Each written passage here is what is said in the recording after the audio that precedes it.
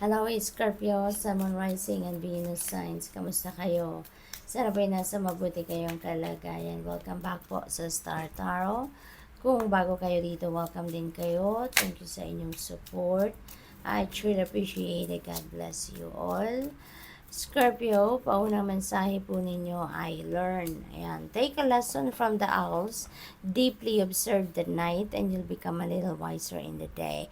So, marami siguro kayong mga lessons that needs to be learned, or baka marami na talaga kayong mga natutunan sa ngayon na mga lessons from your experiences, or mga lessons then learnings ninyo from the people, wise people and smart people around you, no?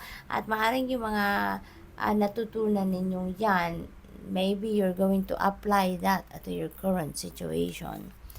We have grounded. Keep to your roots and stand taller than the trees. Ayan. So, keep grounded. No? Keep grounded. Scorpio, maaring ang iba sa inyo dito, you're really going to focus on connecting with yourself, connecting with your soul, yung pagninilay-nilay, pagmumuni-muni, maaaring yan ang mga activities na gagawin ninyo sa ngayon to keep you grounded, to keep you in the center, and to keep the equilibrium, no, sa buhay ninyo.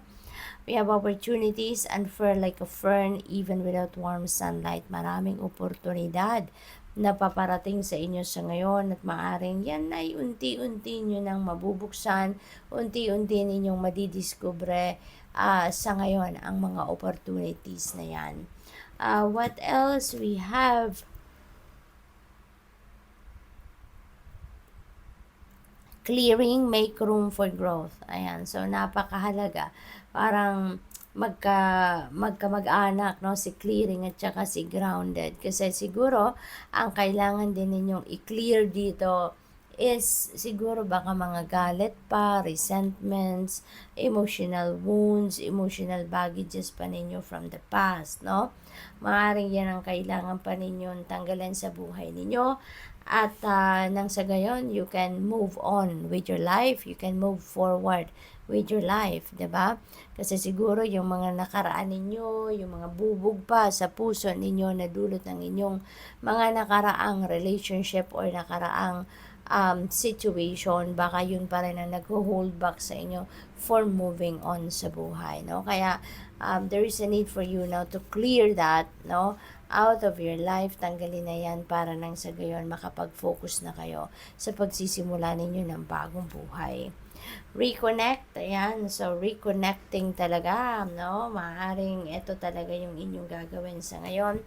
You're going to reconnect with yourself, reconnect with your higher self, reconnect with your soul. Siguro dahil lately siguro, or in the past few days or weeks, siguro ang ganap ng iba sa inyo, Scorpio, is fragmented kayo, no? You're all over the place, you have too much on your plate, kaya siguro naiisip din ninyo na parang sa sobrang kabisihan ninyo, parang hindi nyo nakilala ang inyong sarili. Sa sobrang kabisihan ninyo, parang hindi na kayo nakakapag-connect, no, sa soul ninyo, sa sarili ninyo, something like that. Kaya you're being invited here to reconnect with it, alright? So, para nang sa gayon, maibalik ninyo sa sarili ninyo ang equilibrium, ang balanse. We have flow. Go with the flow as water trickles down a stream, so do not hurry, alright? So, be with the flow with life, no? Be with the flow with life. Kasi, the more, 'di ba, na kumukontra tayo, kinokontrol natin ang mga pagbabago, or pinipilit natin kung ano man yung mga gusto nating mangyari sa buhay natin, ano magiging resulta ng mga ginagawa natin. The more that we control the possible outcome or the outcome of our situation, parang mas lalo lang nag-i-elude, 'di ba? Mas lalo lang lumalayo, mas lalo lang nagtatagal at nagiging komplikado. Kaya you're being invited here to just go with the flow, okay? Kasi mag-surrender lang kayo sa Divine Universe. Surrender to the natural ebb and flow of life.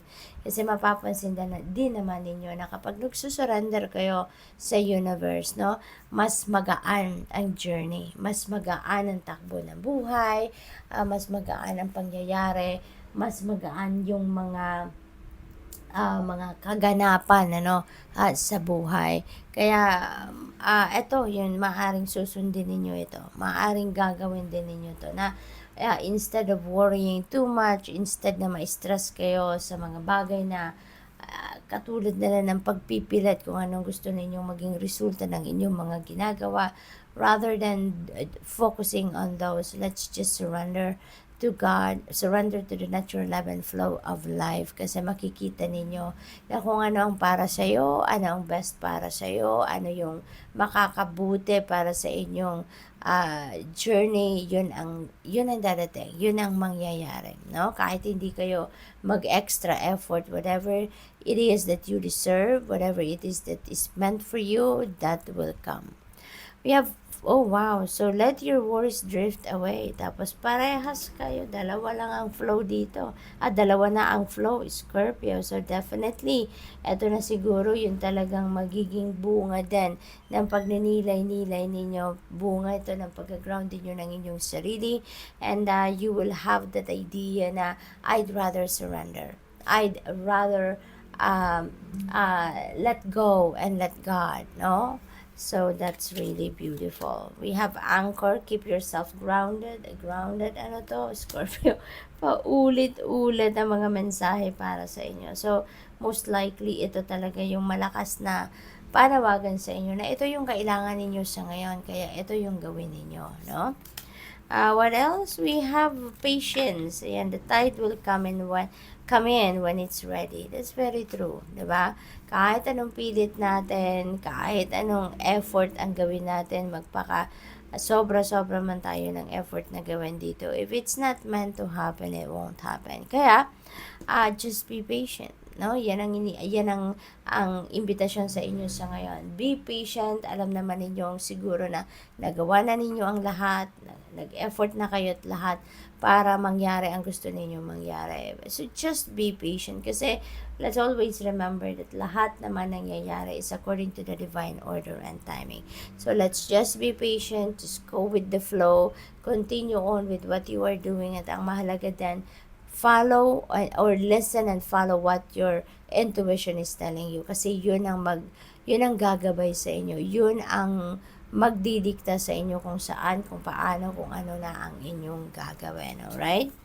We have move, barnacles only grow on a dark ship. Meron travel, no, na mangyayari dito. For whatever reason, so mag-iingat kayo, enjoy kayo sa travel na yan. Maaaring yung travel din na to is expansion.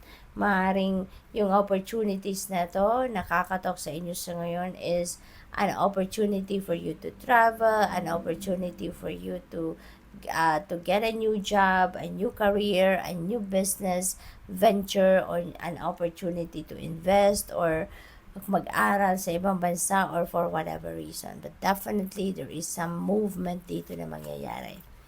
We have generosity. What good is treasure if you keep it for yourself? That's very true. So siguro sa ngayon, Scorpio, you're going to be displaying your generosity, You are going to be very helpful sa ngayon, supportive, at you are willing to share kung ano man ang meron kayo. What else? We have choose wisely, be discerning. You don't have to keep everything in your net. That's very true. So kailangan mamili kayo, choose wisely. Maaaring meron dito mga opportunities na iba't ibang klaseng opportunities siguro ang pagpipilian ninyo dito, and you don't have to take it all, diba? Kung hindi nyo naman kaya na lahat kunin, then don't, diba? Don't be greedy. Kunin nyo lang kung ano yung sa tingin ninyo kaya ninyong i-manage, sa tingin ninyo makakabuti sa inyong sitwasyon, something like that. So good luck. Thank you for watching. Love and light. Namaste.